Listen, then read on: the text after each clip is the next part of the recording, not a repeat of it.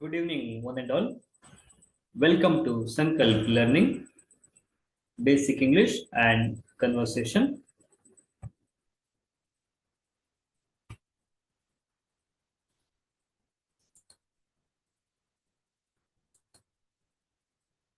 In the last session, we studied about parts of speech, especially nouns, pronouns, adjectives, and verbs. Today, we are going to learn about adverbs and conjunction. So, just listen carefully. Adverbs. Adverb mean a word which describes a verb. ಅಂದ್ರೆ ಕ್ರಿಯಾಪದವನ್ನ ವಿವರಿಸುತ್ತೆ ಅಥವಾ ಕ್ರಿಯಾಪದಕ್ಕೆ ವಿವರಣೆಯನ್ನ ನೀಡುತ್ತೆ. ಇದಕ್ಕೆ ನಾವೆಂತ ಕರಿತೇವೆ? adverb ಅಂತ ಕರಿತೀವಿ. See, adverb means a word which describes a verb. ಕ್ರಿಯಾಪದ ಏನು ಹೇಳುತ್ತೆ ಅನ್ನೋದನ್ನ ಈ adverb ತಿಳಿಸ್ಕೊಡುತ್ತೆ. See, kinds of adverbs. Adverbs of manner, for example, nicely, slowly, fastly. He walks slowly. Adverbs of place. Here, there, outside, inside. For example, please put the book here. Adverb of time. Today, tomorrow, already. For example, we are going to trip tomorrow. Then, adverb of frequency. Always, never, frequently. For example, I always eat breakfast before work. Then, adverb of reason. Hence, so, as, therefore. For example, I am going to market because I need a notebook. Then, adverb of quantity. Almost, together, altogether. For example, she enjoyed the movie much. Then, adverb of affirmation. Certainly, really, actually. For example, I really want to go to concert. Just check one time. Adverb ಅಂದ್ರೆ ಏನು ಕೇಳಿದ್ರೆ a word which describes a verb. ಕ್ರಿಯಾಪದಕ್ಕೆ ವಿವರಣೆಯನ್ನು ಕೊಡುತ್ತೆ. Adverb ನಲ್ಲಿ ಎಷ್ಟು ವಿಧಗಳಿವೆ ನೋಡಿಲಿ. Adverb of manner. Second one, adverb of place. Third one, adverb of time. Fourth one, adverb of frequency. Fifth one, adverb of reason. Sixth one, adverb of quantity. Then, adverb of affirmation. ನೋಡಿಲಿ, adverb of manner ಅಲ್ಲಿ ಏನೇನು ಬರುತ್ತೆ? Nicely, slowly, fastly. ಉದಾಹರಣೆಗೆ, he walks slowly. ನೋಡಿಲಿ, he walks slowly ಅಂತಿದೆ. ಅವನು ನಿಧಾನಕ್ಕೆ ನಡೀತಾ ಇದ್ದಾನೆ. ನೋಡಿಲಿ, ಇಲ್ಲಿ ಯಾವ ವರ್ಡ್ ಬಂದಿದೆ? ಸ್ಲೋಲಿ ಅನ್ನುವಂಥದ್ದು ಬಂದಿದೆ ಇಲ್ಲಿ. So it shows that one adverb of manner. ಯಾವ ರೀತಿ ಅನ್ನೋದನ್ನ ಹೇಳುತ್ತೆ. ಯಾವ ರೀತಿ ಹೋಗ್ತಾನೆ ಅವನು? Slowly. Then adverb of place. Place ಅಂದ್ರೆ ಜಾಗ ಅಂತ. ಏನೇನು ಬರುತ್ತೆ ಅದರಲ್ಲಿ? Here, there, outside, inside. For example, please put the book here. ಪುಸ್ತಕವನ್ನ ಇಲ್ಲಿ ಇಡು ಅನ್ನೋದನ್ನ ಬಂದಿದೆ. Then adverb of time. Today, tomorrow, already. ನೋಡಿ, ಟೈಮ್ ಅಂದ್ರೆ ಸಮಯ ಅಂತ ಅರ್ಥ. ಯಾವ ಸಮಯದಲ್ಲಿ? We are going to trip tomorrow. ನಾಳೆ ನಾವು ಟ್ರಿಪ್ಗೆ ಹೋಗ್ತಾ ಇದ್ದೀವಿ ಅನ್ನೋದನ್ನ ಹೇಳ್ತಾ ಇದೆ. ಇದೇನ್ ತೋರಿಸುತ್ತೆ? adverb of time. Then adverb of frequency. ಇದರಲ್ಲಿ ಯಾವ್ದಾದ್ರು ಬರುತ್ತೆ? Always, never, frequently.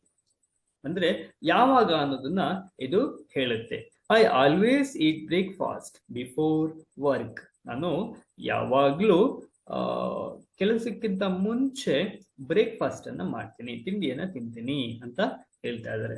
Then adverb of reason, ಕಾರಣ. ಇದರಲ್ಲಿ ಯಾವ್ದು ಬರುತ್ತೆ? hence, so, as, therefore. For example, I am going to market because I need a notebook. ನಾನು ಯಾಕಾಗಿ ಮಾರ್ಕೆಟ್ಗೆ ಹೋಗ್ತಾ ಇದ್ದೀನಿ? ಬಿಕಾಸ್, ಯಾಕೆಂದ್ರೆ ಐ ನೀಡ್ ಅ ನೋಟ್ಬುಕ್, ನನಗೊಂದು ಪುಸ್ತಕ ಬೇಕು. ದೆನ್ ಅಡ್ವರ್ಬ್ ಆಫ್ ಕ್ವಾಂಟಿಟಿ, ಎಷ್ಟಿದೆ. ಇದರಲ್ಲಿ ಯಾವ್ದು ಬರುತ್ತೆ? Almost, together, all together. For example, she enjoyed the movie much. ಅವಳು ತುಂಬಾ, ತುಂಬಾ ಅಂದ್ರೆ ಕ್ವಾಂಟಿಟಿ ಅಲ್ವಾ, ಎಷ್ಟು ಅಂತ ಹೇಳ್ಬೋದು. ತುಂಬಾ ಮೂವಿಯನ್ನ ತುಂಬಾ ಎಂಜಾಯ್ ಮಾಡಿದ್ಲು ಅಂತ ಹೇಳ್ತಾ ಇದ್ದಾಳೆ. ದೆನ್ ಅಡ್ವರ್ಬ್ ಆಫ್ ಅಫರ್ಮೇಶನ್, ಇದರಲ್ಲಿ certainly, really, actually. I really want to go to concert. Affirmation ಅಂದ್ರೆ ಏನ್ ಹೇಳುತ್ತೆ ಇಲ್ಲಿ? ನಿಜವಾದ ಕಾರಣವನ್ನ ಹೇಳುತ್ತೆ.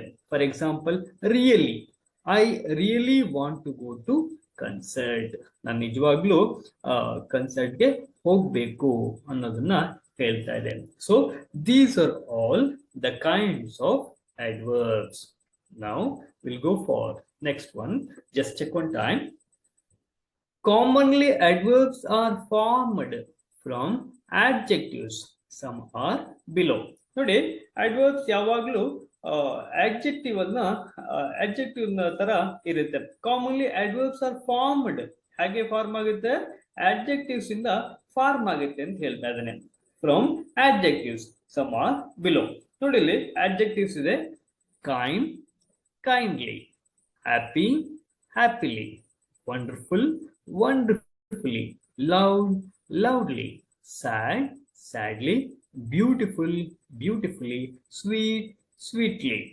ಚೆಕ್ ಮಾಡ್ಕೊಳ್ಳಿ ಒಂದ್ಸಲ. ಇಲ್ಲಿ commonly adverbs are formed from ಆಡ್ಜೆಕ್ಟಿವ್ಸ್.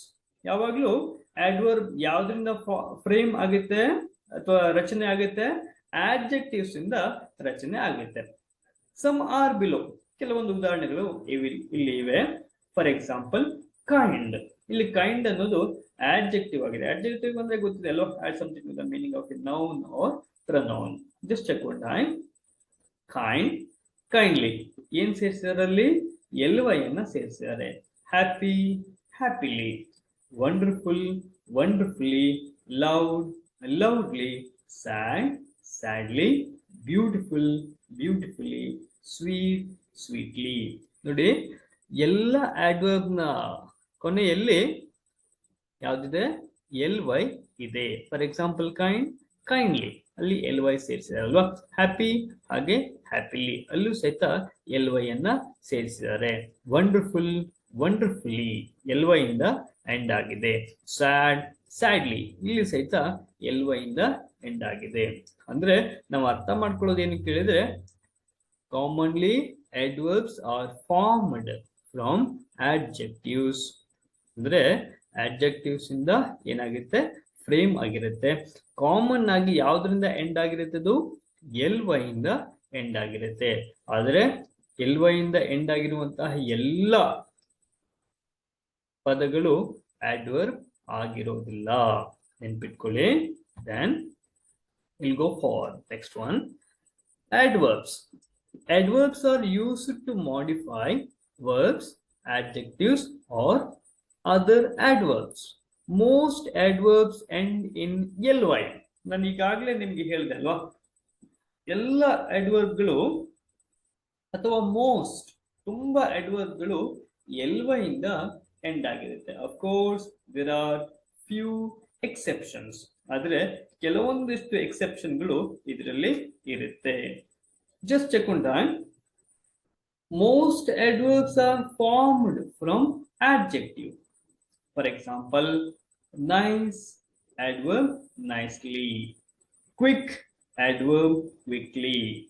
See, most words that indicate time and place are also adverb. For example, now, then, soon, yesterday, today, last week, upstairs, outside, etc. These are also belong to adverbs. ಮತ್ತೆ ಇನ್ನೊಂದ್ಸಲ ಹೇಳ್ತೀನಿ ಕೇಳ್ಕೊಳ್ಳಿ. Adverbs are used to modify verbs. ಏನ್ ಮಾಡುತ್ತದು? ಕ್ರಿಯಾಪದವನ್ನು modify ಮಾಡುತ್ತೆ, change ಮಾಡುತ್ತೆ. Adjectives, adjectives ಅನ್ನ ಬದಲಾವಣೆ ಮಾಡುತ್ತೆ. ಆರ್ ಅದರ್ adverbs, ಅಥವಾ ಅದರ್ ಬೇರೆ adverbs ಅನ್ನ ಬದಲಾವಣೆ ಮಾಡುತ್ತೆ. Most adverbs ends in ly. ತುಂಬಾ adverbಗಳು ಯಾವ್ದ್ರಿಂದ ಎಂಡ್ ಆಗಿರುತ್ತೆ? ly ಇಂದ ಎಂಡ್ ಆಗಿರುತ್ತೆ. ಆದ್ರೆ ಇದರ ಹೊರತಾಗಿಯೂ ಸಹಿತ ಕೆಲವೊಂದಿಷ್ಟು adverbಗಳು ಇರುತ್ತೆ. ಇಟ್ಕೊಳ್ಳಿ, ಜಸ್ಟ್ ಚೆಕ್ ಒನ್ ಟೈಮ್. ಅದು ಯಾವ್ದ್ಯಾವ್ದು ಅಂತ ನೋಡೋಣ. Many adverbs ends with ly. You make these adverbs by adding ly to adjectives. ನೋಡಿ, ಇಲ್ಲಿ ಕೆಲವೊಂದು adverbಗಳು ly ಇಂದ ಎಂಡ್ ಆಗಿರುತ್ತೆ, ಆದ್ರೆ ಎಲ್ಲವೂ ಅಲ್ಲ ಅಂತ ನಾನು ಈಗಾಗಲೇ ನಿಮ್ಗೆ ತಿಳಿಸ್ಕೊಟ್ಟಿದ್ದೆ ಅಲ್ವಾ. You make these adverbs by adding ly to adjectives. ಆದ್ರೆ ಕೆಲವೊಂದು adverbಗಳನ್ನ ly ಆಡ್ ಮಾಡೋದ್ರ ಮುಖಾಂತರ ನೀವು adjectives ಆಗಿ ಮಾಡಬಹುದು. For example, some words that end in ly are not adverbs. Some adjectives end in ly too. For example, ನೋಡಿಲೆ ಕೆಲವೊಂದಿಷ್ಟು ಶಬ್ದಗಳು ly ಇಂದ ಎಂಡ್ ಆದ್ರೂ ಸಹಿತ ಅವು adverb ಆಗಿರೋದಿಲ್ಲ. ಕಾರಣ ಇಷ್ಟೇ, just check one time. Sam was feeling very lonely. ನೋಡಿ, ಇಲ್ಲಿ ಕೊನೆಯ ಶಬ್ದ ly ಇಂದ ಎಂಡ್ ಆಗಿದೆ, ಆದರೆ ಇದು adverb ಅಲ್ಲ. She was wearing a lovely dress. ಇಲ್ಲಿ ಲವ್ಲಿ ಅನ್ನೋದು ly ಇಂದ ಎಂಡ್ ಆಗಿದೆ, but it is not adverb. It was a very lovely party. ಇಲ್ಲಿ ಸಹಿತ ly ಇಂದ ಎಂಡ್ ಆಗಿದೆ, but it is not adverb, because add something to the meaning of a noun or pronoun is called as adjective. ನೋಡಿ, ಇಲ್ಲಿ Sam ಅನ್ನೋದು noun ಆಗಿದೆ, she ಅನ್ನೋದು pronoun ಆಗಿದೆ, ಇಟ್ ಅನ್ನೋದು ಪ್ರನೌನ್ ಆಗಿದೆ. See, add something to the meaning of a noun or pronoun. Lonely denotes Sam. ಇಲ್ಲಿ Sam ಅನ್ನ ಯಾವ ರೀತಿ ಚಿತ್ರಣ ಕೊಡ್ತಾ ಇದೆ? Sam was feeling very lovely. ಅವನು ತುಂಬಾ ಖುಷಿಯಾಗಿರುವಂತ ವ್ಯಕ್ತಿಯ ತರ ಕಾಣಿಸ್ತಾ ಇದ್ದಾನೆ, ಅಥವಾ ತುಂಬಾ ಖುಷಿ ಪಡ್ತಾ ಇದ್ದಾನೆ ಅನ್ನುವಂಥದ್ದನ್ನ ತೋರಿಸುತ್ತೆ. ಸ್ಯಾಮ್ ಅನ್ನೋದು ನೌನ್ ಆಗ್ಬಿಟ್ಟಿದೆ. So add something to the meaning of a noun or pronoun. That is why lonely is not an adverb, it is just adjective, because add something to the meaning of a noun or pronoun. Sam is a noun, that is why it shows how Sam is. So Sam was feeling very lonely. She was wearing a lovely dress. Then it was very lively party.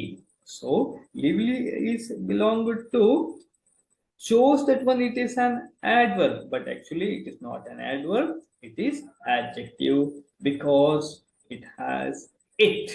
It is a pronoun. ಹಾಗಾಗಿ ನಾನು ನಿಮ್ಗೆ ಈಗಾಗಲೇ ಹೇಳಿದ್ದೇನೆ, ಎಲ್ಲವೂ ಸಹಿತ adverb ಆಗಿರೋದಿಲ್ಲ. ಉದಾಹರಣೆಗೆ ಕೆಲವೊಂದಿಷ್ಟು adjective ಸಹಿತ ಆಗಿರಬಹುದು. ಇಲ್ಲಿ Sam was feeling very lonely ಅನ್ನೋದಿದೆ ಅಲ್ವಾ, ಇಲ್ಲಿ ಲೋನ್ಲಿ ನಿಮ್ಗೆ ಅನ್ಸ್ಬೋದು ly ಇಂದ ಎಂಡ್ ಆಗಿದೆ, ಹಾಗಾಗಿ ಇದು adverb ಆಗುತ್ತೆ ಅನ್ನುವಂಥದ್ದನ್ನ ನೀವು ಅನ್ಕೊಳ್ಬಹುದು, ಬಟ್ ಇಟ್ ಇಸ್ ರಾಂಗ್. ಆದ್ರೆ ಇದು ತಪ್ಪು ಕಲ್ಪನೆ, because lonely will explain about Sam. ಸ್ಯಾಮ್ನ ಬಗ್ಗೆ ಏನ್ ಮಾಡುತ್ತದೋ ಹೇಳ್ತಾ ಇದೆ ಅಲ್ವಾ. ಹಾಗಾಗಿ Sam is a noun. So add something to the meaning of a noun or pronoun is considered as adjective. That is why lonely is an adjective, lovely is an adjective, lively is an adjective. So understood now? ಎಲ್ಲರಿಗೂ ಅರ್ಥ ಆಗ್ತಿದೆ ಅಲ್ವಾ? ಎಲ್ಲವೂ ಸಹಿತ adjective ಆಗಿರೋದಿಲ್ಲ ly ಇಂದ end ಆಗಿದ್ರೆ. ಕಾರಣ ಇಷ್ಟೇ, sometime it became adjective. ಕಾರಣ ಇಷ್ಟೇ, ಅದರಲ್ಲಿ ನೌನ್ ಅಥವಾ ಪ್ರನೌನ್ ಇರುತ್ತೆ. So I hope you understand. Now just go for kinds of adverbs. Listen carefully.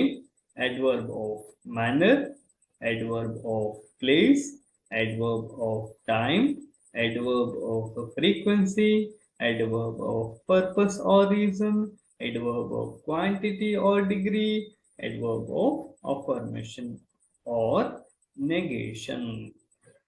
Adverb of manner ಏನು ತಿಳಿಸುತ್ತೆ? It describe in which manner an action is done.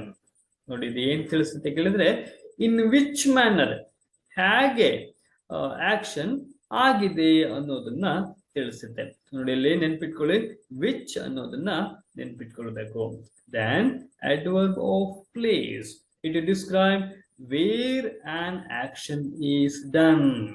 ಇದೇನ್ ತಿಳಿಸುತ್ತೆ?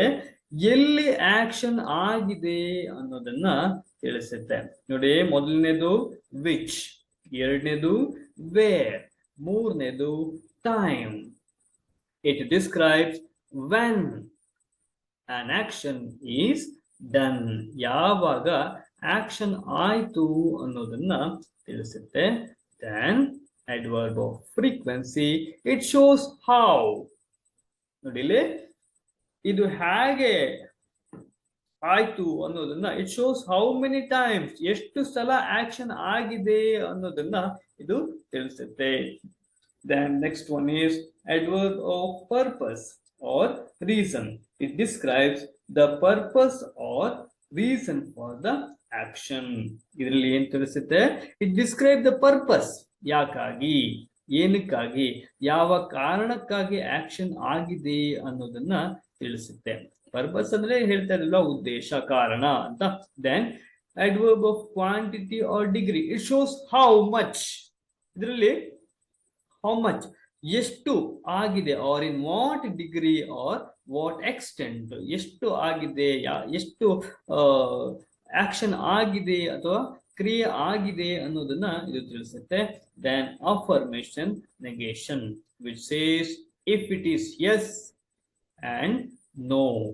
ಇಲ್ಲಿ if it says yes if it is yes and no if it is no. Correct ಆಗಿ ನೆನ್ಪಿಟ್ಕೊಳ್ಳಿ.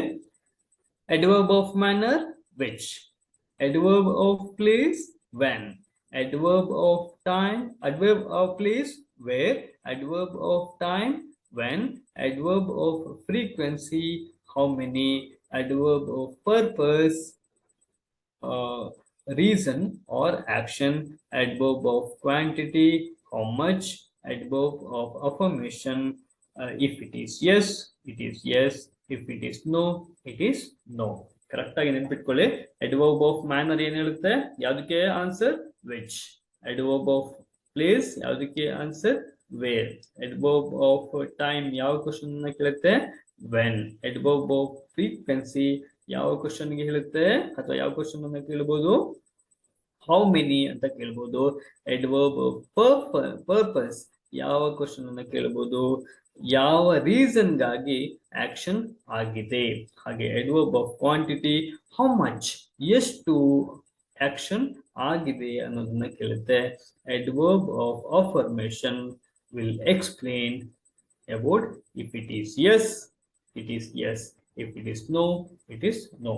Negation ಅಂದ್ರೆ negative ಅಂತ ಅರ್ಥ, ಅಂದ್ರೆ ವಿರುದ್ಧ ಅಂತ ಅರ್ಥ ಅಷ್ಟೇ, ಮತ್ತೇನಿಲ್ಲ. ಗೊತ್ತಾಗ್ತದೆ ಅಲ್ವಾ? ಇದು ಅರ್ಥ ಆಯ್ತು ಅಂತ ಅನ್ಕೊಳ್ತೀನಿ. ತುಂಬಾ easy. Manner, which, place, where, time, when, frequency, how many, purpose or reason, it will ask reason, quantity, how much, affirmation or negation. If it is yes, it is yes. If it is no, it is no.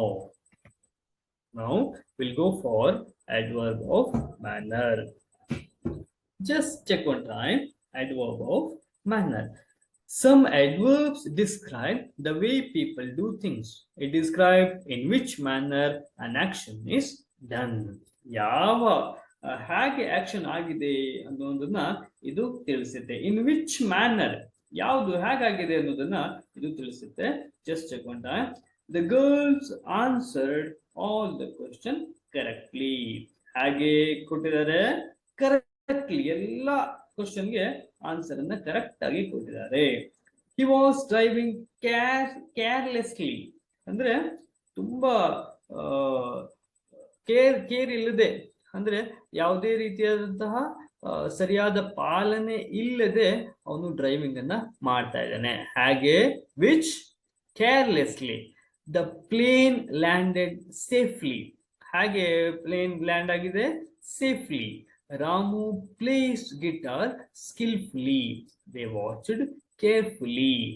The flower was beautifully made up. She seems faintly. The team played wonderfully. Apart from this, the singer performed beautifully. How beautifully? She had battled bravely against cancer. ಕ್ಯಾನ್ಸರ್ನ ವಿರುದ್ಧ brave ಆಗಿ ಹೋರಾಟವನ್ನ ನಡೆಸ್ತಾಳೆ. ನೋಡಿ, ಎಲ್ಲ ಅಡ್ವರ್ಬ್ಗಳು ಇರೋದು ಎಲ್ವ ಇಂದ end ಆಗಿದೆ. But ಇಲ್ಲಿ ಯಾವುದು ಸಹಿತ ನೌನ್ ಆರ್ ಪ್ರನೌನ್ಗೆ ಸಂಬಂಧ ಪಟ್ಟಿಲ್ಲ. So just check one time. The singer performed beautifully. She had battled bravely against cancer. He calmly stepped into the platform. So these are all comes under adverbs of manner.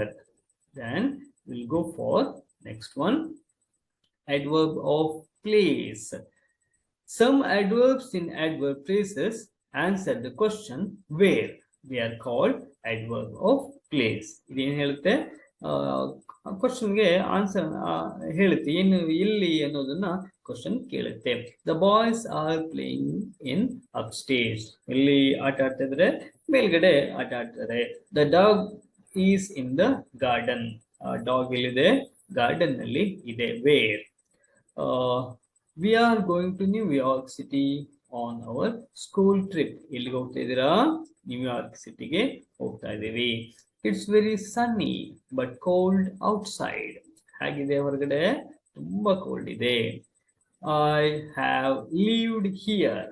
Wear? ಎಲ್ಲಿರ್ತೀರಾ ನೀವು? For about 2 years. 2 ವರ್ಷದಿಂದ ಇಲ್ಲೇ ಇದೀವಿ ನಾವು. English and German are closely related. So next just check one time. Is Mark still in bed? Then his children go everywhere with him. ನೋಡಿ, ಇವೆಲ್ಲವೂ ಸಹಿತ adverb of place. What it tells? It tells about the question where. Some of the examples are here. Just check on time. Today, Jagdish books a cab to go somewhere. Then he went somewhere. Put your volume down. My friend's home is nearby. There has to be some way we can help them. So these are all come under adverb of place. I hope you all understood. So now we'll go for adverb of frequency. Frequency ಅಂದ್ರೆ ಏನು ಕೇಳಿದ್ರೆ ಆವರ್ತನ ಕ್ರಿಯಾ ವಿಶೇಷಣ. Just check one time. ಏನ್ ಹೇಳುತ್ತೆ ಇದು ಅಂತ ಕೇಳಿದ್ರೆ, some adverbs and adverb phrases answer the question how often an action is done. They are called adverbs of frequency. ಇವು ಏನ್ ಹೇಳುತ್ತೆ ಅಂದ್ರೆ, some adverbs and adverb phrases answer the question how often an action is done. ಹಾಗೆ action ಆಗಿದೆ ಅನ್ನೋದನ್ನ ಇದು ಹೇಳುತ್ತೆ. They are called adverb of frequency. See, some adverb and adverb phrases are answer the question how. ಹೇಗಾಗಿದೆ? The children always go to school in the bus. ಯಾವಾಗಲೂ ಹೇಗೆ ಹೋಗ್ತಾರೆ? Bus ನಲ್ಲಿ ಹೋಗ್ತಾರೆ. I will never make that mistake again. ಯಾವತ್ತೂ ಸಹಿತ ನಾನು ಆ ತಪ್ಪನ್ನ ಮಾಡೋದಿಲ್ಲ. I clean my bedroom every day. ಯಾವಾಗಲೂ ನನ್ನ ಬೆಡ್ರೂಮ್ ಅನ್ನು ನಾನು ಕ್ಲೀನ್ ಮಾಡ್ತೀನಿ. Dad polishes his shoes twice a week. ವಾರದಲ್ಲಿ 2 ಸಲ ನನ್ನ ತಂದೆ ಶೂಸ್ ಅನ್ನ ಪಾಲಿಶ್ ಮಾಡ್ತಾರೆ. See, never wait for them as they always make mistake. Then He always sleeps in the morning. However, they also go on tours frequently. ಅಂದ್ರೆ ಯಾವಾಗಲೂ ಸಹಿತ ಅವರು ಟ್ರಿಪ್ಗೆ ಹೋಗ್ತಾ ಇರ್ತಾರೆ, ಟೂರ್ಗೆ ಹೋಗ್ತಾ ಇರ್ತಾರೆ ಅನ್ನೋದನ್ನ ಇದು ತೋರಿಸುತ್ತೆ. This comes under adverbs off frequency, ಆವರ್ತನದ ಕ್ರಿಯಾ ವಿಶೇಷಣ. It ask the answer question how often, ಎಷ್ಟು ಸಲ ಅನ್ನೋದನ್ನ ಇದು ಹೇಳುತ್ತೆ. ದ ಚಿಲ್ಡ್ರನ್ ಆಲ್ವೇಸ್, ಇಲ್ಲಿ ಆಲ್ವೇಸ್ ಅಂದ್ರೆ ತುಂಬಾ ಸಲ ಅಂತ. ಐ ವಿಲ್ ನೆವರ್, ನಾನು ಯಾವತ್ತು ಅಥವಾ ಯಾವಾಗ್ಲೂ. I clean my bedroom every day, ಪ್ರತಿದಿನ. Dad polishes his shoes twice, ವಾರದಲ್ಲಿ 2 ದಿನ. ಇದೇನ್ ತೋರಿಸ್ತದೆ ಕೇಳಿದ್ರೆ ಹೌ ಆಫನ್, ಎಷ್ಟು ಸಲ ಅನ್ನೋದನ್ನ ಇದು ಹೇಳುತ್ತೆ. This comes under adverbs off frequency. Then we will go for adverb of time. ನಾನು ಈಗಾಗಲೇ ನಿಮಗೆ ತಿಳಿಸ್ಕೊಟ್ಟಿದ್ದೇನೆ. adverb of time always give the, otherwise always ask the question when. For example, just check one time. Some adverbs and adverb phrases answer the question when. They are called adverbs of time. For example, the train has already left. Then we moved into our new house last week. Our favorite TV program starts at 6 o'clock. I am going to my new school tomorrow. We shall now begin to work. He called here a few minutes ago. I have spoken to him yesterday. He comes here daily. Mr. Gupta formerly lived here. ಇಲ್ಲಿ ನೋಡಿ, ಇಲ್ಲಿ when ಯಾವಾಗ ಅನ್ನೋದಕ್ಕೆ answer ಅನ್ನ ಕೊಡುತ್ತೆ. The train has already left, ಆವಾಗಲೇ ಬಿಟ್ಬಿಟ್ಟಿದೆ. Train ಅನ್ನೋದು ಏನಾಗಿದೆ, ಆಗ್ಲೇ ಹೋಗ್ಬಿಟ್ಟಿದೆ. ಅಲ್ಲಿ ಯಾವಾಗ ಅಂತ ಬಂತು. We moved into our new house last week. ನಾವು ಹಿಂದಿನ ವಾರ ನಮ್ಮ ಹೊಸ ಮನೆಗೆ ಹೋಗಿದ್ವಿ ಅಂತ ಹೇಳುತ್ತೆ. ಯಾವಾಗ? Last week. Our favorite TV program starts at 6 o'clock. ಎಷ್ಟು ಗಂಟೆಗೆ ಸ್ಟಾರ್ಟ್ ಆಗುತ್ತೆ? 6 ಗಂಟೆಗೆ ಸ್ಟಾರ್ಟ್ ಆಗುತ್ತೆ. I am going to my new school tomorrow. ಯಾವಾಗ ಹೋಗ್ತೇನೆ ನಿನ್ನ ಹೊಸ ಸ್ಕೂಲ್ಗೆ? ನಾಳೆ. He called here few minutes ago. ಕೆಲವು ಸಮಯದ ಹಿಂದೆ ಅವನು ಕಾಲ್ ಮಾಡಿದ್ದ. I have spoken to him yesterday. ನಾನು ಅವನ ಹತ್ರ ನಿನ್ನೆ ಮಾತನಾಡಿದೆ. He comes here daily.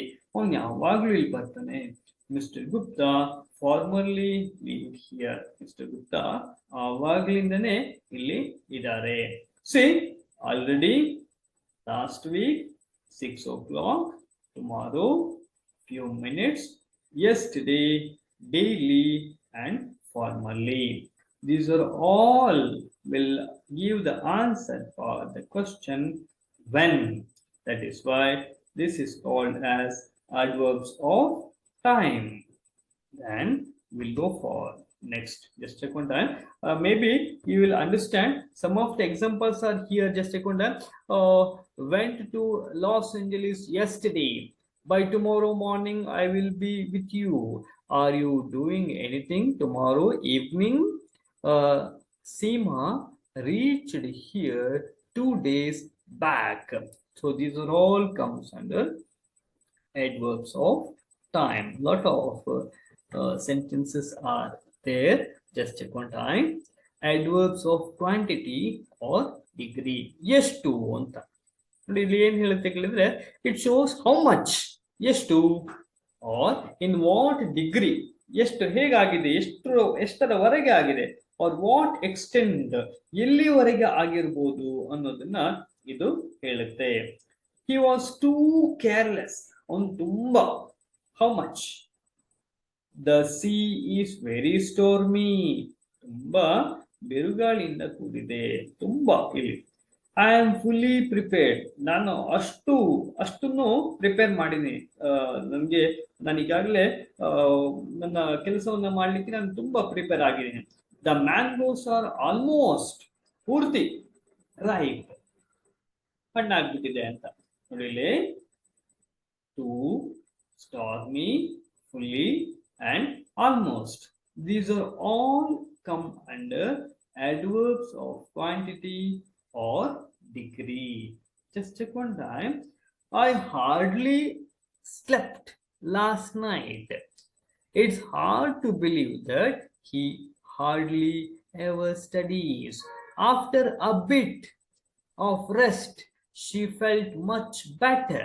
ನೋಡಿ ಇಲ್ಲಿ ಸ್ವಲ್ಪ, ಹಾಗೆ ಯಾವಾಗಲೂ, ಹಾಗೆ entirely, partially, as much as, a lot, plenty, lots, few. So these are all comes under adverbs of quantity or degree. What it will say? It will say how much, ಎಷ್ಟು ಆಗಿದೆ ಅನ್ನೋದನ್ನ ಇದು ತಿಳಿಸುತ್ತೆ. So this is called as adverbs of quantity or degree. Then we'll go for adverbs of affirmation and negation, which says yes if it is yes and no if it is no. Adverbs of affirmation ಅಂದ್ರೆ ದೃಢೀಕರಣ ಅಂತ ಅರ್ಥ. Negation ಅಂದ್ರೆ ನಿರಾಕರಣೆ, ಆಗೋದಿಲ್ಲ ಅನ್ನುವಂಥದ್ದು. For example, surely you are mistaken, ನಿಜವಾಗ್ಲೂ ನೀನೇನು ಮಿಸ್ಟೇಕ್ ಮಾಡಿದ್ಯಾ. he certainly went, ಬಹುಶಃ ಅವನು ಹೋಗಿರ್ಬೋದು. ನೋಡಿ, if it is yes, surely you are mistaken, ನೀನು ನಿಜವಾಗ್ಲೂ ಮಿಸ್ಟೇಕ್ ಮಾಡಿದ್ಯಾ. you are yes, ನೀನು ನಿಜವಾಗ್ಲೂ ಮಾಡಿದ್ಯಾ. yes it is. he certainly went, ಬಹುಶಃ ಅವನು ಹೋಗಿರ್ತಾನೆ. so these are all comes under yes if it is yes, no if it is no. For example, clearly we need to work on improving communication within the team. Just check one time. Absolutely, I support your idea and think it has great potential. ನಾನು ನಿನ್ನ ಐಡಿಯಾವನ್ನ support ಮಾಡ್ತೀನಿ, because it is potential, ಇದಕ್ಕೆ ತುಂಬಾ ಶಕ್ತಿ ಇದೆ. Absolutely, absolutely ಅನ್ನೋದೇನು? adverb of affirmation or negation. Just check on that. Exactly, undoubtedly, affirmatively, clearly, verily, assertedly, doubtlessly, positively, surely. So these are all comes under adverbs of affirmation and negation. Affirmation ಅಂದ್ರೆ ದೃಢೀಕರಣ, negation ಅಂದ್ರೆ ನಿರಾಕರಣೆ. ಇದು ಏನ್ ತೋರಿಸುತ್ತೆ ಅಂದ್ರೆ, if it is yes, it is yes, if it is no, it is no. ಇದು ಹೌದು ಆದ್ರೆ ಹೌದು, ಇಲ್ಲ ಅಂದ್ರೆ ಇಲ್ಲ ಅಂತ ಅರ್ಥ. surely you are mistaken, ನಿಜವಾಗ್ಲೂ ಸಹಿತ ನೀನು ಮಿಸ್ಟೇಕ್ ಮಾಡಿದ್ಯಾ. yes it is right. he certainly went, ಬಹುಶಃ ಹೋಗಿರ್ಬೋದು. yes of course. so these are all comes under adverbs of affirmation and negation. So next one, adverb of reason. It describes the purpose or reason for the action. ಯಾಕೆ action ಆಗಿದೆ, ಏನ್ action ಅಥವಾ ಯಾವ action ಆಗಿದೆ, ಯಾವ ಕಾರಣಕ್ಕಾಗಿದೆ ಅನ್ನೋದನ್ನ ಇದು ತಿಳಿಸುತ್ತೆ. Adverb of reason explain why something happens, providing or reason for an action. They often connect with two clauses, clarify the relationship between the action and its cause. ಯಾಕಾಗಿ ಈ ಕೆಲಸ ಆಗಿದೆ ಅನ್ನೋದನ್ನ ಇದು ತಿಳಿಸುತ್ತೆ. ಇಟ್ ಡಿಸ್ಕ್ರೈಬ್ ದ ಪರ್ಪಸ್, ಕಾರಣ, or reason for the action, ಯಾವ ಕಾರಣಕ್ಕಾಗಿ ಈ ಕ್ರಿಯೆ ಆಗಿದೆ ಅನ್ನೋದನ್ನ ಇದು ತಿಳಿಸುತ್ತೆ. ಇದರಲ್ಲಿ ಯಾವ್ದಾವ್ದು ಬರುತ್ತೆ? Because, since, therefore, hence, thus, as, so, consequently, accordingly. These are all comes under common adverbs which comes under reason. For example, she left early because she had an appointment. ಅವಳು ಬೇಗ ಹೊರಟಿದ್ದಾಳೆ, ಯಾಕೆ? Because she had an appointment. ಅವಳಿಗೆ appointment ಇದೆ. Since you're here, let us start the meeting. He didn't study, therefore he failed the exam. It rained heavily, hence the flooding. Just take one time. He didn't study. ಅವನು ಸರಿಯಾಗಿ ಓದಿಲ್ಲ. ಆದ್ದರಿಂದ therefore he failed the exam. ಹಾಗಾಗಿ ಇವನು ಏನಾಗಿದ್ದಾನೆ, ಇವನು ಸರಿಯಾಗಿ ಓದಿಲ್ಲ, ಹಾಗಾಗಿ ಇವನು ಏನಾಗಿದ್ದಾನೆ, ಎಕ್ಸಾಮ್ ನಲ್ಲಿ ಫೇಲ್ ಆಗಿದ್ದಾನೆ. He worked hard, thus he succeeded. ಅವನು ತುಂಬಾ ಹಾರ್ಡ್ ವರ್ಕ್ ಮಾಡಿದಾನೆ, ಹಾಗಾಗಿ ಅವನು ಸಾಧಿಸಿದಾನೆ. So just take one time. Because, since, therefore, hence, thus, then. So these are all come under adverb of reason. So also is there, okay, consequently, then, accordingly. So these are all comes under adverb of reason. Then we'll go for some of the example. She sings sweetly, he speaks quite clearly, she shouts loudly, she smiled cheerfully, the traffic was moving slowly, she rides neatly, we waited patiently to see the doctor. So these are all come under adverb. Then we'll go for conjunction. Just take one time. Conjunction is the joining word. So these are all come under joining word. So types of conjunction. One is coordinating conjunction. Second one is subordinating conjunction. Third one is correlative conjunction. Say for, and, nor, but, or, yet, so. These are all come under coordinating conjunction. Then subordinating as, because, since, till, after, before, if, unless, though, although. These are all comes under subordinating conjunctions. Then correlative conjunction, both, and, either, or, neither, nor, not only, but also, whether, or. These are all come under correlative conjunction. What is the meaning of conjunction? It is a joining word. It helps to join the sentence or words. So I will go for conjunction. Just take one time. A conjunction is a word that joins other words, phrases, clauses, or sentences. Again, join the words, phrases, ಶಬ್ದಗಳನ್ನ join ಮಾಡುತ್ತೆ, phrases ಗಳನ್ನ join ಮಾಡುತ್ತೆ, clauses ಗಳನ್ನ join ಮಾಡುತ್ತೆ, ಅಥವಾ sentence ಗಳನ್ನ join ಮಾಡುತ್ತೆ.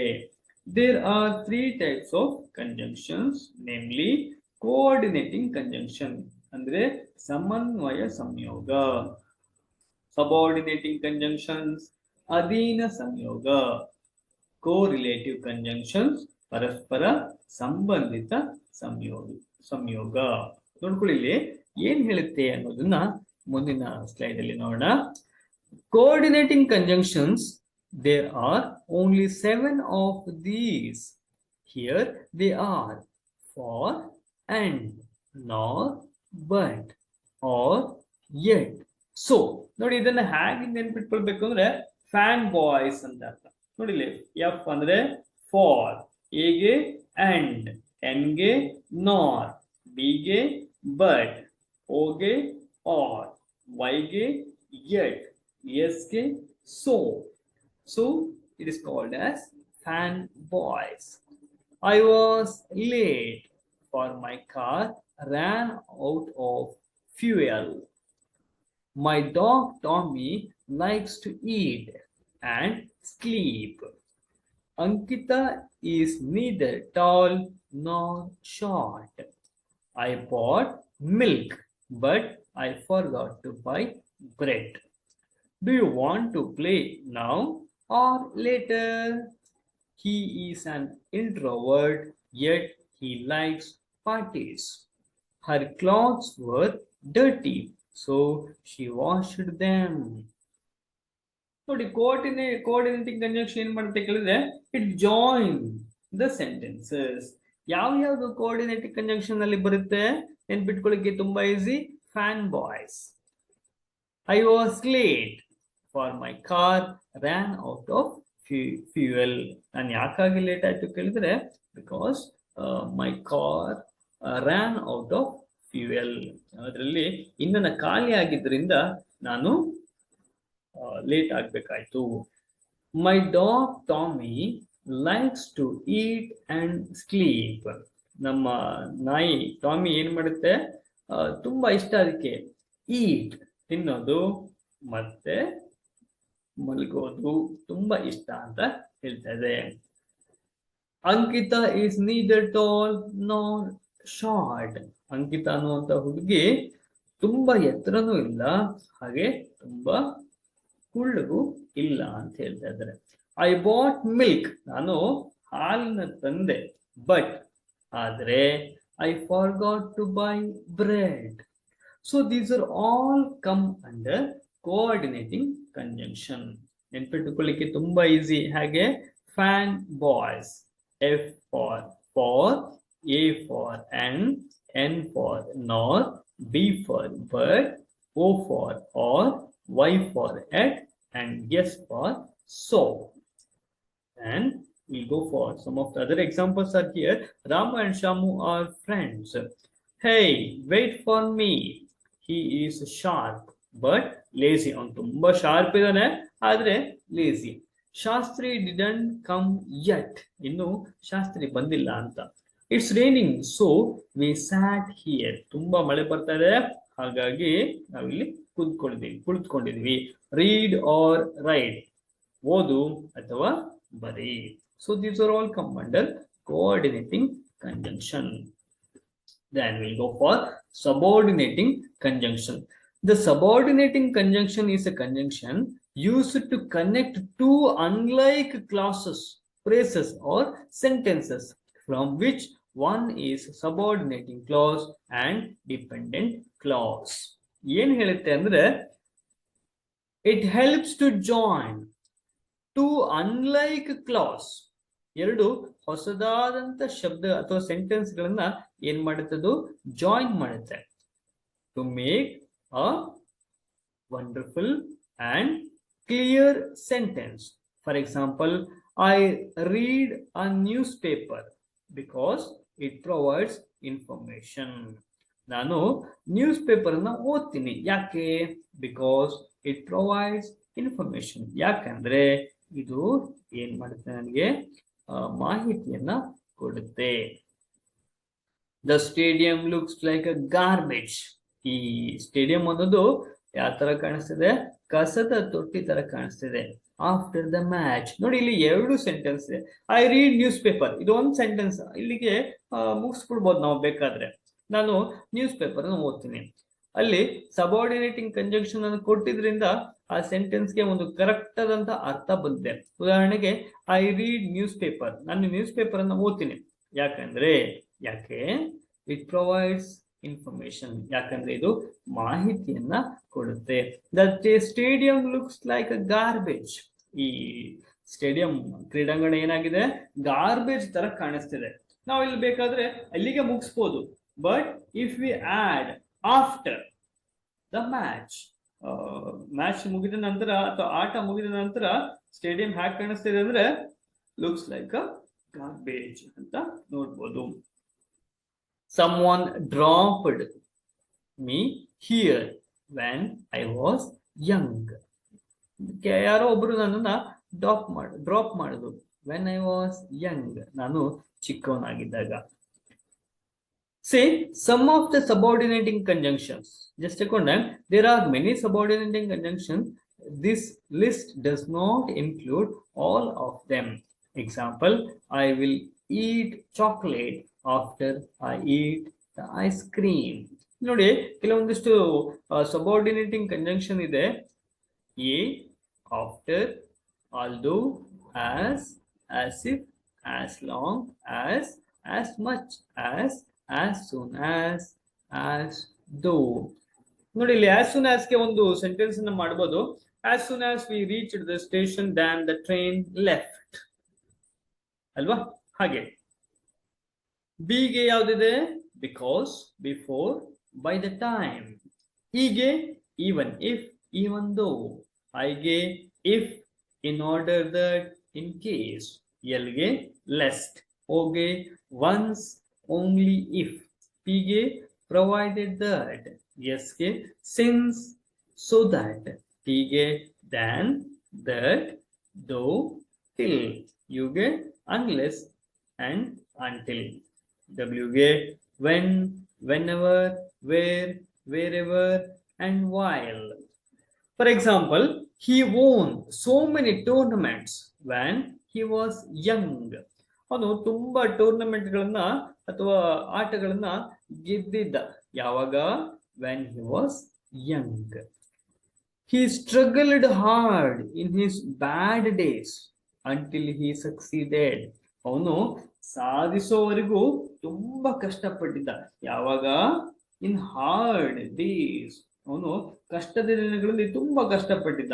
ಹಾಗಾಗಿ ಅಥವಾ ಯಂಗ್ ಅಥವಾ ಅವನು ಏಜ್ ಇದ್ದಾಗ ತುಂಬಾ ಕಷ್ಟಪಟ್ಟಿದ್ದ, ಹಾಗಾಗಿ ಅವನು ಸಕ್ಸಸ್ ಆಗಿದ್ದಾನೆ ಅನ್ನುವಂಥದ್ದು ಇಲ್ಲಿ ತೋರಿಸುತ್ತೆ. Subordinating conjunction, there are many subordinating conjunction. ನೋಡಿ ಇಲ್ಲಿ ತುಂಬಾ ಸಬಾರ್ಡಿನೇಟಿಂಗ್ ಕಂಜಂಕ್ಷನ್ ಗಳಿವೆ. ಎಲ್ಲವನ್ನ ಡಿವೈಡ್ ಮಾಡಿ ಇಟ್ಟಿದ್ದಾರೆ ಇಲ್ಲಿ. A, B, E, I, L, O, P, S, P, U, W. ಹೀಗೆ ತುಂಬಾ ಸಬಾರ್ಡಿನೇಟಿಂಗ್ ಕಂಜಂಕ್ಷನ್ಗಳು ಇವೆ. Just look at the examples. What is the main aim of subordinating conjunction? The subordinating conjunction is a conjunction used to connect two unlike clauses. ಇಲ್ಲಿರುವಂತಹ ಎರಡು sentence ಗಳನ್ನ, ಅಸಾಧಾರಣವಾಗಿರುವಂತಹ ಎರಡು sentence ಗಳನ್ನ ಇದು ಜಾಯಿನ್ ಮಾಡುತ್ತೆ. For example, I read a news paper. ನಾನು ಒಂದು news paper ಅನ್ನ ಓದ್ತಾ ಇದ್ದೀನಿ. ಇಲ್ಲಿಗೆ ನಾವು ಬಿಡ್ಬೋದು ಬೇಕಾದ್ರೆ. ಇಫ್ ವಿ ಆಡ್ ಬಿಕಾಸ್, ಏಕೆಂದ್ರೆ ಅದಕ್ಕೆ ಮತ್ತೆ ಆನ್ಸರ್ ಅನ್ನ ಕೊಡಬೇಕು. It provides information. ಹಾಗಾಗಿ it's all come under subordinating conjunction. Next go for correlative conjunctions. Just check one time. These are always used in pairs. ಈ ಕೋಆರ್ಡಿನೇಟಿಂಗ್ ಕಂಜಂಕ್ಷನ್ ನಾವು ಯಾವಾಗಲೂ pairs ಅಲ್ಲಿ ಯೂಸ್ ಮಾಡ್ತೀವಿ, ಜೊತೆಗೆ ಯೂಸ್ ಮಾಡಬೇಕಾಗುತ್ತೆ. Just check one time. Both and, either or, neither nor, not only but also, whether or. Just check one time. Both and. Both the book and the movie were excellent. Either or. You can either come to the party or stay home. Neither nor. Neither the teacher nor the student were happy with the result. Not only but also, not only did she finish her project early, but she also received top marks.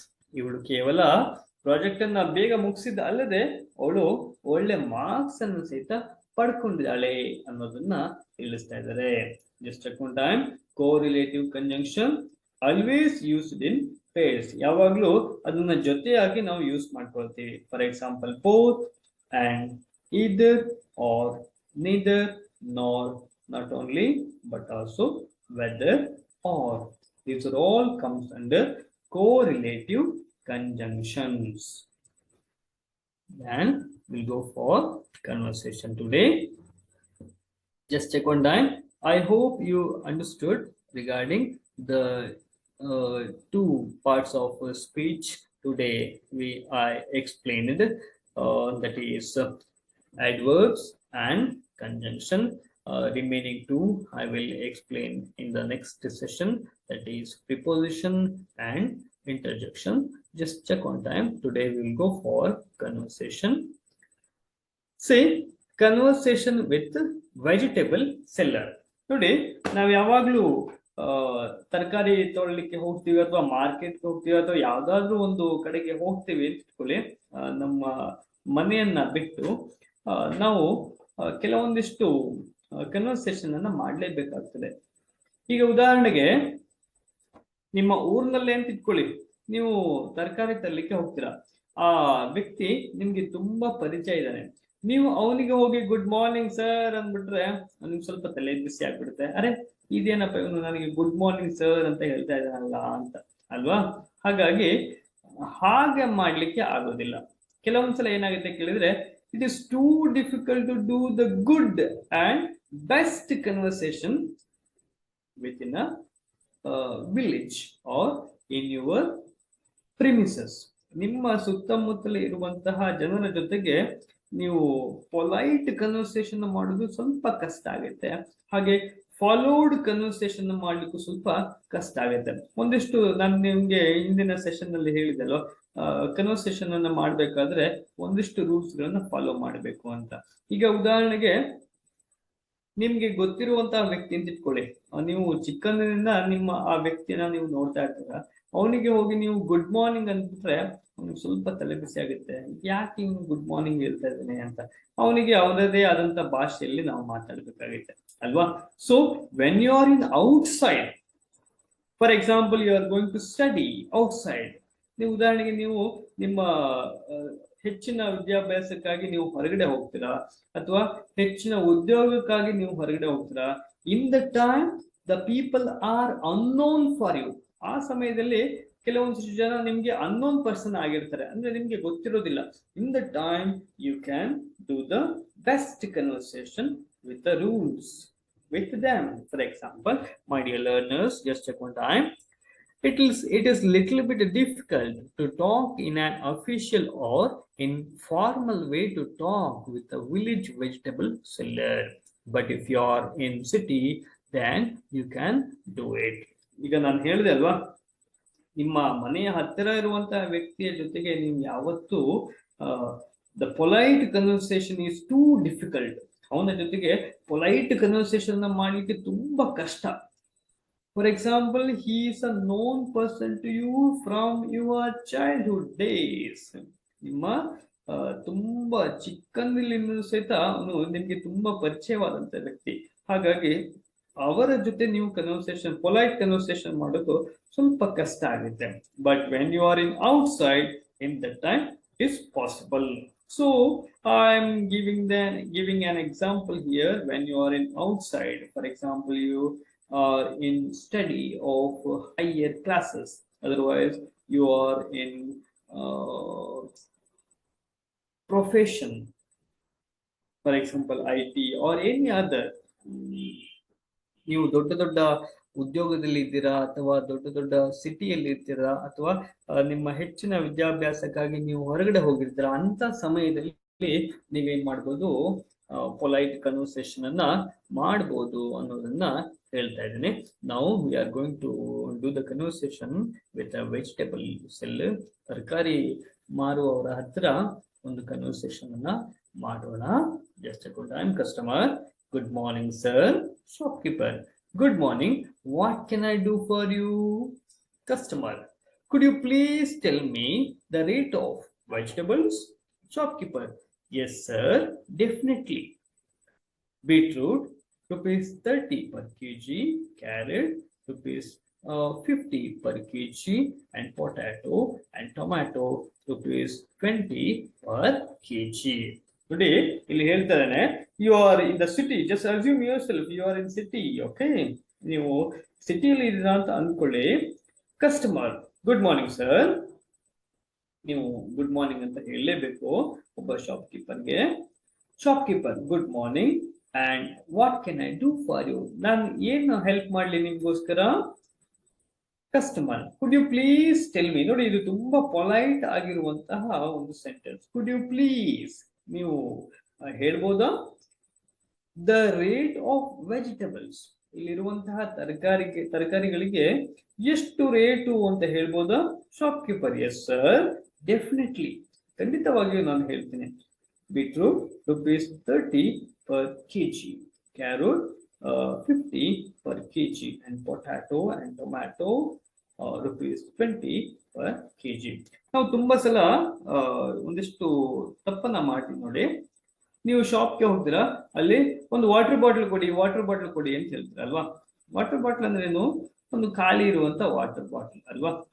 That is the main mistake what we are doing. We have to say that one, I need a bottle of water. ನನಗೆ ನೀರಿರುವಂತ bottle ನ ಕೊಡಿ ಅಂತ ಕೇಳಬೇಕು, ಬಿಟ್ರೆ ನಮ್ಗೆ ಬರೀ bottle ನ ಕೊಡಿ ಅಂತ ಹೇಳ್ಬಾರ್ದಲ್ವಾ? We need a bottle of water. You have to ask for the shopkeeper, that is, please sir, I need a bottle of water, a cup of tea. Don't ask tea cup. ನಮಗೆ tea cup ಬೇಕು ಅಂತ ಕೇಳ್ಬೇಡಿ, ನನಗೆ water bottle ಅಂತ ಬೇಕು ಅಂತ ಕೇಳ್ಬೇಡಿ. I need a bottle of water, I need a cup of tea, I need a cup of coffee, I need a cup of, otherwise a glass of water. No glass water like that. Okay, understand? No, you have to understand this one. Just remember, you have to ask bottle of water, cup of tea, cup of coffee, glass of water. Here, just he is asking beetroot rupees 30 per kg, carrot 50 per kg, and potato and tomato rupees 20 per kg. Customer, oh, good. Please give 1 kg of tomato and half kg of carrot, and please provide a hand cover. Shopkeeper, sorry sir, plastic hand cover is banned, and please take this paper bag. Customer, oh, that's good, and please take this amount and thank you. Customer, otherwise shopkeeper, welcome sir, visit again. ನೋಡಿ ಇಲ್ಲಿ ತುಂಬಾ ಚೆನ್ನಾಗಿರುವಂತ conversation ಇದು. Customer, oh good, please 1 kg of tomato and half kg of carrot, and please provide a hand cover. ಒಂದು hand cover ಅನ್ನ ಕೇಳ್ತಾ ಇದ್ದಾನೆ, but he is saying that one, no sir, hand cover is banned, the plastic hand cover is banned, that is why just take this paper bag. Then he will say, just customer says that one, oh, that's good, and please take this amount and thank you. Shopkeeper said, welcome sir, visit again. ತುಂಬಾ ಉಪಕಾರವಾಯಿತು, ಹಾಗೆ ಮತ್ತೊಮ್ಮೆ ನಮ್ಮ ಶಾಪ್ಗೆ ಬನ್ನಿ ಅಂತೇಳಿ ಹೇಳ್ತಾನೆ. This is the conversation between customer and vegetable seller. Then we'll go for conversation with a stranger. ನೋಡಿ ಇಲ್ಲಿ ತುಂಬಾ ಅವಶ್ಯಕವಾಗಿದ್ದು ಇದು ಕನ್ವರ್ಸೇಷನ್ ವಿತ್ ಅ ಸ್ಟ್ರೇಂಜರ್. ನೀವು ಬಸ್ ನಲ್ಲಿ ಹೋಗ್ತಾ ಇರ್ತೀರಾ, ಅಥವಾ ಬಸ್ ಸ್ಟ್ಯಾಂಡ್ ನಲ್ಲಿ ನಿಂತ್ಕೊಂಡಿರ್ತೀರಾ, ರೈಲ್ವೆ ಸ್ಟೇಷನ್ ನಲ್ಲಿ ಇರ್ತೀರಾ, ಅಥವಾ ದಾರಿಯಲ್ಲಿ ಹೋಗ್ತಾ ಇರ್ತೀರಾ. ಇಂಥ ಸಮಯದಲ್ಲಿ ಒಬ್ಬ ಅಪರಿಚಿತ ವ್ಯಕ್ತಿ ನಿಮ್ಮನ್ನ ಭೇಟಿ ಮಾಡ್ತಾನೆ. See, it is very important to learn how to do the conversation with a stranger. ಒಬ್ಬ ಅಪರಿಚಿತ ವ್ಯಕ್ತಿಯ ಜೊತೆಗೆ ನಾವು ಕನ್ವರ್ಸೇಷನ್ ಮಾಡ್ಬೇಕಾದ್ರೆ ತುಂಬಾ ಹುಷಾರಾಗಿರ್ಬೇಕು, ಹಾಗೆ ತುಂಬಾ ಯೋಚನೆ ಮಾಡಿ ಮಾತನಾಡುವಂಥದ್ದು ಇರುತ್ತೆ ಇದ್ರಲ್ಲಿ. ನೋಡಿ, ನಿಮ್ಮ ಫ್ರೆಂಡ್ಸ್ ಜೊತೆಗೆ ನೀವು ಯೋಚನೆ ಮಾಡಿ ಮಾತಾಡುವಂಥದ್ದು ಏನು ಇರೋದಿಲ್ಲ ಅಲ್ವಾ? ಅವನು ಸಾಮಾನ್ಯವಾಗಿ ನಿಮ್ಮ ಜೊತೆಗೆ ಇರುವಂತಹ ವ್ಯಕ್ತಿ ಆಗಿರ್ತಾನೆ. ಕೆಲವೊಂದಿಷ್ಟು ಕನ್ವರ್ಸೇಷನ್ಗಳು ಮೊದಲೇ ನಿರ್ಧರಿತವಾಗಿರುತ್ತೆ, ಹಾಗಾಗಿ ಅದರಲ್ಲಿ ಯೋಚನೆ ಮಾಡಿ ಮಾತಾಡುವಂತ ಅವಶ್ಯಕತೆ ಇರೋದಿಲ್ಲ. But stranger, it need to be think sometime. Just check one time. It is very important to do the conversation with a stranger because he or she is unknown person and you are unaware about the topic. ನಿಮ್ಗೆ ಯಾವುದೇ ಕಾರಣಕ್ಕೂ topic ಏನಿರುತ್ತೆ ಅನ್ನೋದೇ ಗೊತ್ತಿರೋದಿಲ್ಲ ಅಲ್ವಾ? ಅವ್ನು ಯಾವ್ದ್ರ ಬಗ್ಗೆ ವಿಚಾರಿಸಬಹುದು ಅನ್ನೋದ್ರ ಬಗ್ಗೆ ನಿಮ್ಗೆ ಗೊತ್ತೇ ಇರೋದಿಲ್ಲ. ಹಾಗಾಗಿ ನೀವು ತುಂಬಾ ಹುಷಾರಾಗಿ ಯೋಚನೆ ಮಾಡಿ ಮಾತನಾಡುವಂತಹ ವ್ಯವಸ್ಥೆ ಇರುತ್ತೆ. Assume yourself a stranger would like to inquire about address of a bank. ಒಬ್ಬ ಸ್ಟ್ರೇಂಜರ್, ಒಬ್ಬ ಅಪರಿಚಿತ ಒಂದು ಬ್ಯಾಂಕ್ ನ ಅಡ್ರೆಸ್ ಅನ್ನು ಕೇಳಲಿಕ್ಕೆ ಇಷ್ಟಪಡ್ತಾ ಇದ್ದಾನೆ. Stranger, excuse me sir. ನೋಡಿ, ಇದು ತುಂಬಾ ಇಂಪಾರ್ಟೆಂಟ್ ಇರುವಂತ ಒಂದು ಸೆಂಟೆನ್ಸ್ ಆಗಿದೆ. ಕ್ಷಮಿಸಿ, ಐ ಆಮ್ ಇಂಟರಪ್ಟಿಂಗ್ ಯು. ನಾನು ನಿಮ್ಮನ್ನ ತಡಿತಾ ಇದ್ದೀನಿ ಅಥವಾ ನಿಮ್ಮ ಕೆಲಸಕ್ಕೆ ಅಡ್ಡಿಪಡಿಸ್ತಾ ಇದ್ದೀನಿ. ಸ್ಟ್ರೇಂಜರ್, ಎಕ್ಸ್ಕ್ಯೂಸ್ ಮಿ ಸರ್, ದಯವಿಟ್ಟು ಒಂದ್ಸಲ ಕೇಳ್ತೀರಾ? ಯು, ಎಸ್ ಪ್ಲೀಸ್, ಹೇಳ್ಬೋದಾ? Stranger, good morning sir. You, good morning. Stranger, could you please help me to find Canara Bank branch in this area? You, yes sir, yes of course. Sir, now you are market yard. You just go to CBT road, then take the left turn to LVT road. There you can find Canara Bank branch. ನೋಡಿ ಇಲ್ಲಿ ನೀವು ದಾರಿಯನ್ನ ಹೇಳ್ಬೇಕಾದ್ರೆ ತುಂಬಾ ಹುಷಾರಾಗಿ ಹೇಳ್ಬೇಕು. Left ಇದ್ದು right ಮಾಡಿ, right ಇದ್ದು ಲೆಫ್ಟ್ ಮಾಡಿದ್ರೆ ಒಂದು ಬ್ಯಾಂಕ್ ಹೋಗೋ ಬದಲು ಮತ್ತೆ ಅದೊಂದಕ್ಕೆ ಹೋಗ್ಬಿಡ್ತಾನೆ ಅಲ್ವಾ. ಹಾಗಾಗಿ ತುಂಬಾ ಯೋಚನೆ ಮಾಡಿ ಹೇಳ್ಬೇಕಾಗುತ್ತೆ. Stranger, could you please help me. ನೋಡಿ ಇಲ್ಲಿ ಮತ್ತೊಂದು ಪೊಲೈಟ್ ಸೆಂಟೆನ್ಸ್ ಬಂದಿದೆ. ನೀವು ಹೇಳ್ಬೋದಾ, ನಮ್ಗೆ ತೋರಿಸ್ಕೊಡ್ಬೋದಾ ಅಥವಾ ದಾರಿಯನ್ನ ಹೇಳ್ಬೋದಾ ಅನ್ನೋದನ್ನ ಕೇಳ್ತಾನೆ. Could you please help me, ನನಗೆ ಸಹಾಯವನ್ನ ಮಾಡ್ಬೋದಾ. ಟು ಫೈಂಡ್ ಅಂದ್ರೆ ಹುಡುಕ್ಲಿಕ್ಕೆ. Canara bank branch in this area, ಈ ಏರಿಯಾದಲ್ಲಿ ಕೆನರಾ ಬ್ಯಾಂಕ್ ಬ್ರಾಂಚ್ ಎಲ್ಲಿದೆ. ಎಸ್ ಆಫ್ ಕೋರ್ಸ್, ನೀವು ಹೇಳ್ತೀರಾ, ಖಂಡಿತ ನಾನು ಹೇಳ್ತೀನಿ. You are in market yard, ನೀವು ಇವಾಗ ಮಾರ್ಕೆಟ್ ಯಾರ್ಡ್ ನಲ್ಲಿ ಇದ್ದೀರಾ. You just go to CBT, ನೀವು ಎಲ್ಲಿ ಹೋಗ್ಬೇಕು, CBT ರೋಡ್ಗೆ ಹೋಗ್ಬೇಕು. Then take the left turn, ಅಲ್ಲಿ ಹೋಗಿ ಲೆಫ್ಟ್ ಟರ್ನ್ ಅಂತ ತಗೋಬೇಕು. ಟು ಎಲ್ಲಿಗೆ, to LVT. Stranger, thank you sir. You, where you are from, ಮತ್ತೆ ಕೇಳ್ತೀರಾ ಇಲ್ಲಿಂದ ನೀವು ಎಲ್ಲಿಂದ ಬಂದಿದ್ದೀರಾ. Stranger, I am from Hubli. Yes, thank you. You welcome. So this is the conversation between a stranger and you. Yes, I hope the things, otherwise the session, what I told, what I have taken today, you understanding all the information. So thank you. Good night.